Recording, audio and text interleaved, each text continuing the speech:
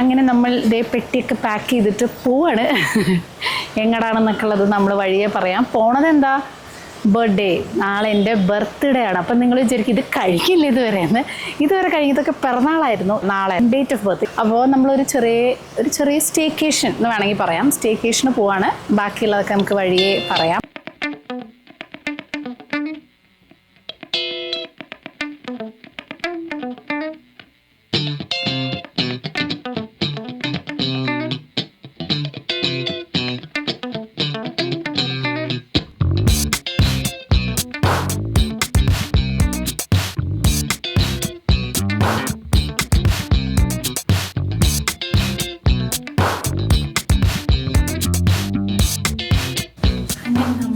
നമ്മുടെ ഡെസ്റ്റിനേഷനിൽ എത്തിയിരിക്കുകയാണ്. ഇത് ലീല.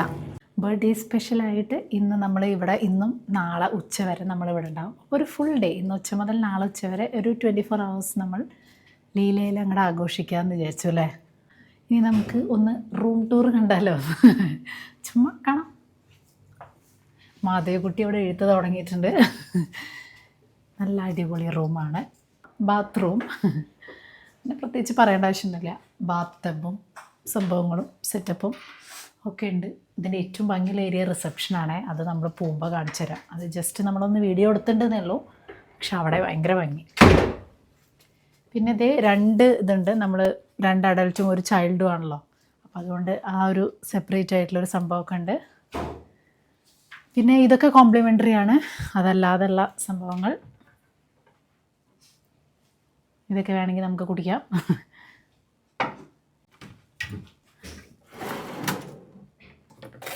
എൻ്റെ ഫേവറേറ്റ് സാധനം ഫെറാറോ റോഷിയെ.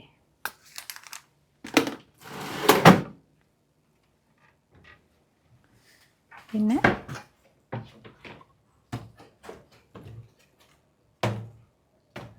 ഫ്രീസറിൽ ഇന്ന് നമ്മൾ മെയിനായിട്ട് വന്നിരിക്കുന്നത് റിലാക്സ് ചെയ്യാൻ വേണ്ടിയിട്ടാണ്. ഇവിടെ വേറെ പരിപാടികളൊന്നുമില്ല. ഒരു ഫുൾ ഡേ നമ്മൾ ഈ റൂമിലിരിക്കുന്നു, ഡിന്നർ കഴിക്കുന്നു, ബ്രേക്ക്ഫാസ്റ്റ് കഴിക്കുന്നു, സ്വിമ്മിംഗ് പൂളിലേക്ക് ചാടുന്നു. സ്വിമ്മിംഗ് പൂൾ ഉറപ്പില്ല, അത്ര പോലും ഇല്ല, ബട്ട് ഫുൾ റിലാക്സ് ആണ് നമ്മുടെ ഉദ്ദേശം. ഇത് നമുക്ക് സിറ്റി വ്യൂ ആണ് അല്ലേ, സിറ്റി വ്യൂ ആണ് നമുക്ക് കിട്ടിയിരിക്കുന്നത്, നമ്മൾ എടുത്തിരിക്കുന്നത്. നമുക്ക് റൂമിലിരുന്ന് നോക്കിയാൽ നമ്മൾക്ക് കാണുന്നത് എയർപോർട്ടാണ്. ആ കാണുന്നതാണ് കേട്ടോ മുംബൈ എയർപോർട്ട്. അപ്പോൾ എയർപോർട്ടിൻ്റെ തൊട്ടടുത്താണ് ഈ ലീല. കുറേ ഹോട്ടൽസ് ഉണ്ടല്ലോ. നമ്മുടെ അന്തേരി എയർപോർട്ടിൽ നിന്ന് നമുക്ക് വരുമ്പോൾ, ഇൻ്റർനാഷണൽ എയർപോർട്ടിൽ വരുന്ന സമയത്ത് നമുക്ക് കുറേ സഹാറയുടെയും അങ്ങനെ കുറേ നമുക്ക് കാണാൻ പറ്റും. എന്താണ് മിത്തു, എന്താ പരിപാടി? മിത്തുവിന് ഏറ്റവും, നിങ്ങൾ തന്നെ കണ്ട് കൊടുത്തിട്ടുണ്ട്, മിത്തുവിന് ഏറ്റവും ഇഷ്ടപ്പെട്ട ഇവിടത്തെ എന്ന് പറഞ്ഞാൽ ഇവിടെ ഇരുന്ന് എഴുതുക. ഇതാണ് മിത്തുവിൻ്റെ ഏറ്റവും ഇഷ്ടപ്പെട്ട പണി. ഇന്നിപ്പോൾ കുറേ ബുക്സൊക്കെ ഉണ്ട് അല്ലേ. അപ്പം നമ്മുടെ ഇത് ലീല എന്ന് പറയുന്നത് ഒരു മലയാളിയുടെയാണ്, നിങ്ങൾക്ക് എല്ലാവർക്കും അറിയുണ്ടാവും. ഇതിൻ്റെ ഫൗണ്ടർ ആരാ? CP കൃഷ്ണൻ നായരാണ്. അല്ല, അതിനേക്കാളും രസം അദ്ദേഹം ഇത് ഭാര്യയുടെ പേരാണല്ലോ അല്ലേ. ഞാനും വലിയ ബിസിനസ് മാഗ്നറ്റ് ആയ ഞാനൊരു ഹോട്ടൽ തുറക്കും, അതിന്റെ പേര് ഞാൻ സ്വപ്ന എന്നിടും. ദാരിദ്ര്യം അതിൻ്റെയൊക്കെ പേരെന്താ ചോദിക്കലേ. ഇവിടെയൊക്കെ ഒന്ന് എക്സ്പ്ലോർ ചെയ്ത് ഈവനിങ് വരെയൊക്കെ നടന്ന് അല്ലേ, എന്നിട്ടൊന്ന് കിടന്നുറങ്ങി. അത് ഉറങ്ങിയിട്ട് പോയാൽ മതിയോ? ഉറങ്ങി എണീക്കുമ്പോഴേക്കും 5-5:30 കൺഫ്യൂഷൻ ആയല്ലോ. എന്താ അറിയില്ല, ബെഡ് കണ്ടാ പിന്നെ അപ്പം ഉറക്കം വരുന്നത്. തൽക്കാലം ഒന്ന് പോയിട്ട് ഒന്ന് റൗണ്ട് അടിച്ച് വരാം, മൊത്തം ഒന്ന് പ്രോപ്പർട്ടി കാണാലോ. കാണിച്ചു തരാം.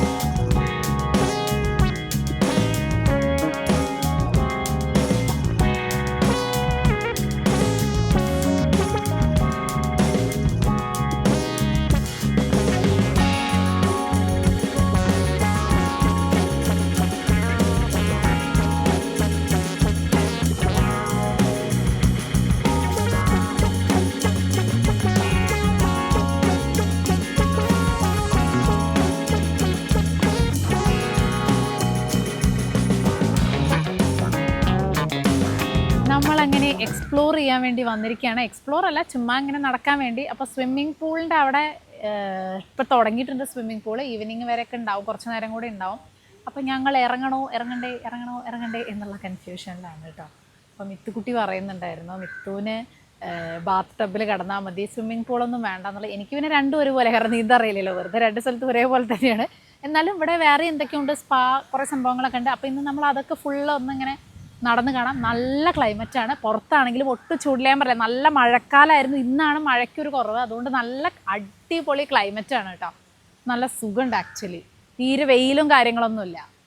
ഇപ്പം ഞങ്ങൾ ഇതേ ഡിന്നർ കഴിക്കാൻ പോവാണ് കേട്ടോ. ശരിക്കും പറഞ്ഞാൽ ഫുൾ റിലാക്സ് ചെയ്തൊരു ദിവസം എന്ന് പറഞ്ഞു കഴിഞ്ഞാൽ ഇതായിരിക്കും. നമ്മൾ ഈ റൂമിൽ ഒന്ന് എക്സ്പ്ലോറൊക്കെ ചെയ്ത് ഈ റൂമിൽ ഇങ്ങനെ കിടന്ന് കുറേയൊക്കെ വർത്താനൊക്കെ പറഞ്ഞ് ഫുള്ള് റിലാക്സ് ചെയ്തൊരു ദിവസം എന്ന് വേണമെങ്കിൽ പറയാം. ഇനിയിപ്പോൾ ഭക്ഷണം കഴിച്ച് കഴിയുമ്പോഴേക്കും പിന്നെ അടുത്ത ഉറക്കത്തിനുള്ള സമയമാവും. പോവാ.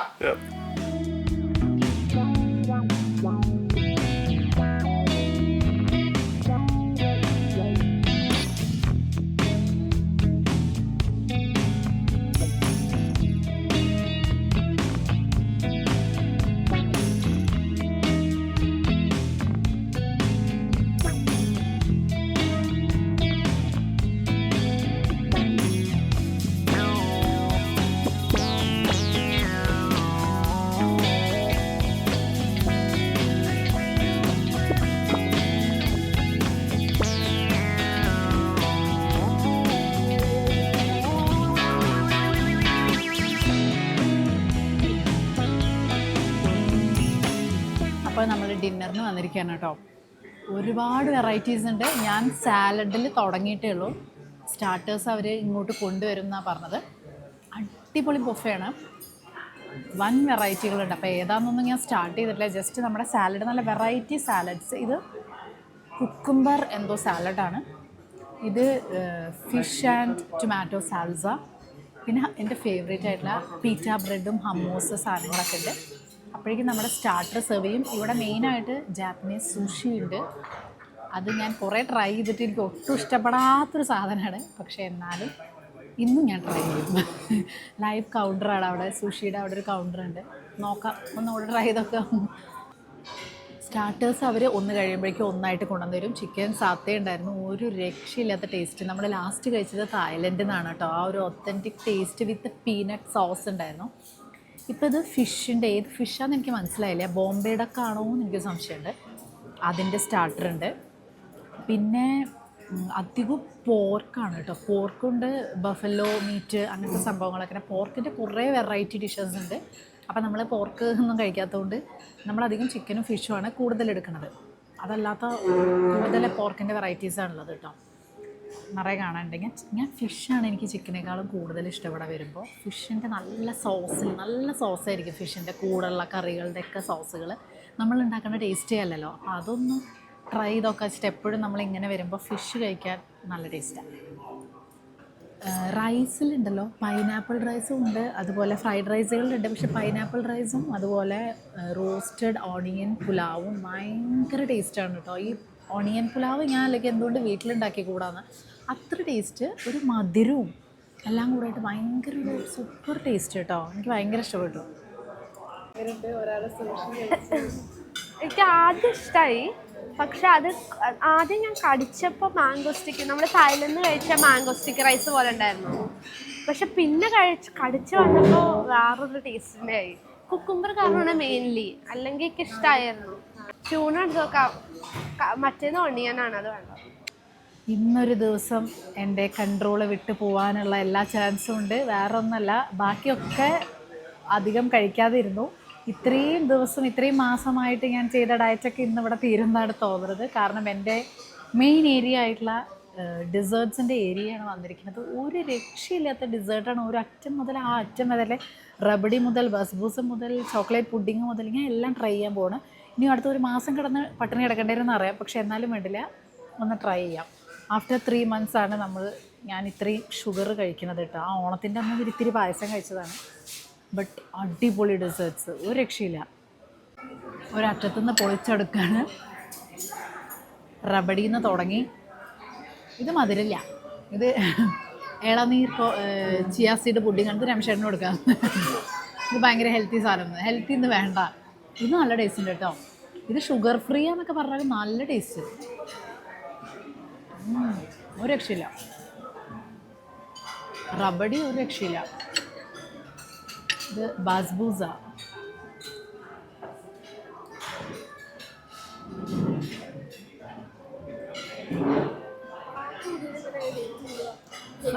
ഇല്ലല്ലോ, രാത്രി കൊണ്ട് ഫാറ്റ് കൂടില്ല. ഫാറ്റ് 1 വീക്ക് എടുക്കും. അപ്പം ഇന്ന് കഴിച്ചു കഴിഞ്ഞാൽ നാളെ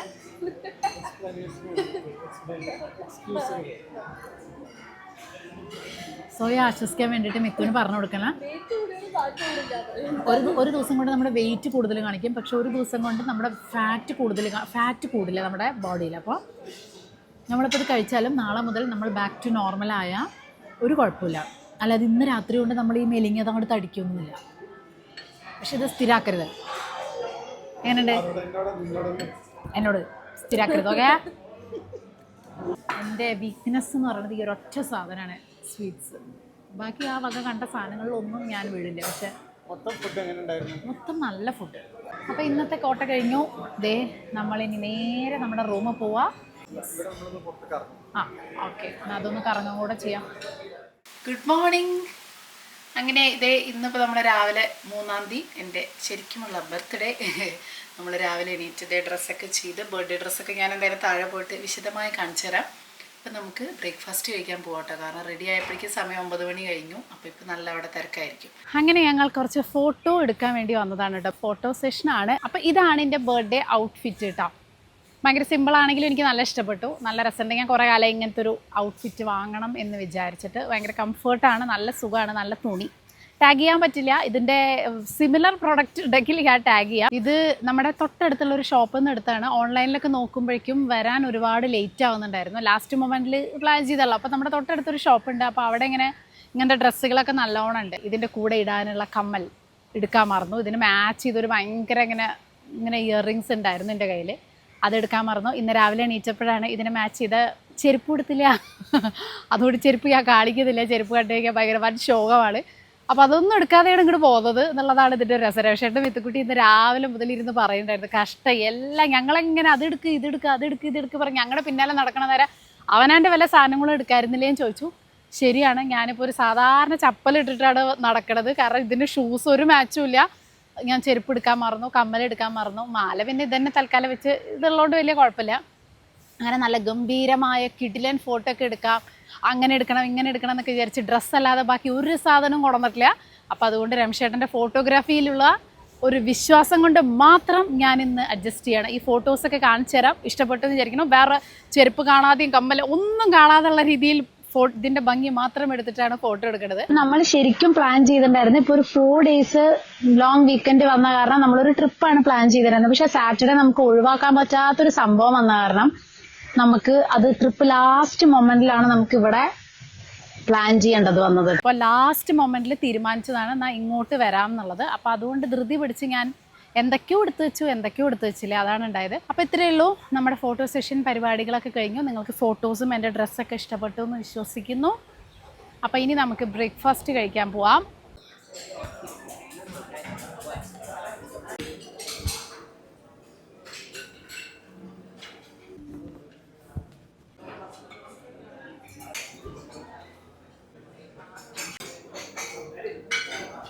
ബ്രേക്ക്ഫാസ്റ്റ് നമ്മൾ ജസ്റ്റ് ഇതാ തുടങ്ങിയുള്ളൂ. തുടക്കുമ്പോൾ ഒരു ഇഡ്ഡലിയിൽ തുടങ്ങാമെന്ന് വിചാരിച്ച്. എത്രയായാലും നമുക്ക് രാവിലെ ഒരു ഇഡ്ഡലി കഴിക്കുമ്പോൾ ഒരു സുഖം. ഇഡ്ഡലി, വട, നൂഡിൽസ്, പിന്നെ ഇവിടുന്ന് അങ്ങോട്ട് പിന്നെ നമുക്ക് മറ്റേത് തുടങ്ങാമെന്ന് വിചാരിച്ചു കേട്ടോ.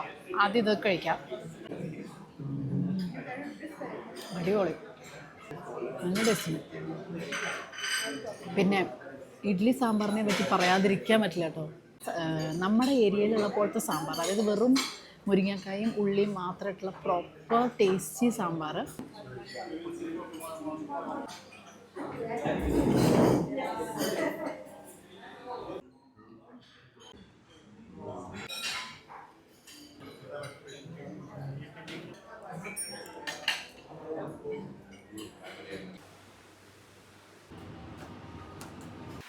അങ്ങനെ നമ്മുടെ കത്തിക്കൽ കഴിഞ്ഞു.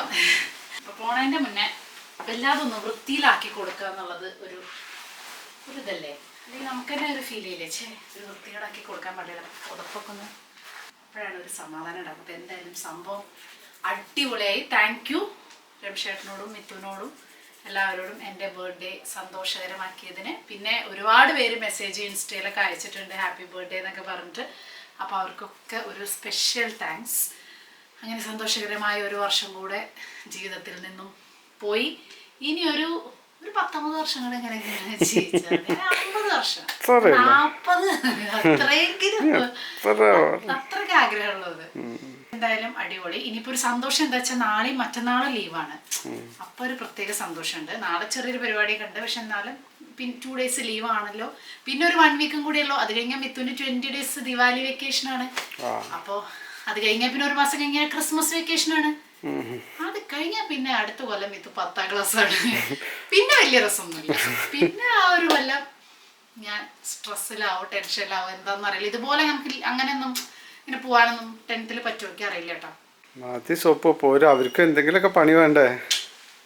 ആക്ച്വലി അവർ തന്നേക്കാൾ നന്നായി വെക്കണമെന്നാണ് എൻ്റെ ആഗ്രഹം. നീ ഒരു കാര്യം ചെയ്ത് ഇവിടെ നിന്നോ, എന്നിട്ട് നാളെ ഇതൊക്കെ കഴിഞ്ഞിട്ട് അവരോടൊന്ന് ഡ്രോപ്പ് ചെയ്യാൻ പറയും വീട്ടില്.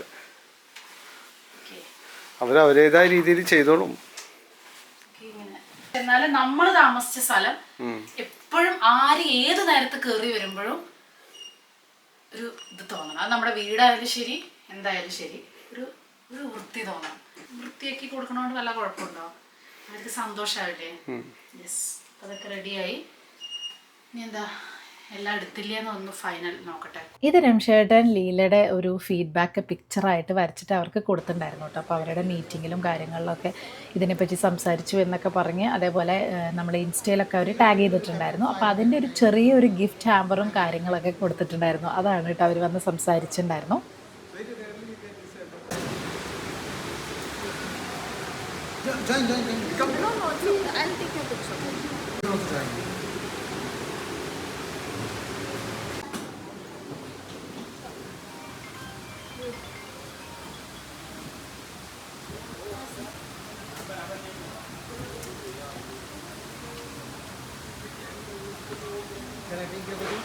Okay, thank you.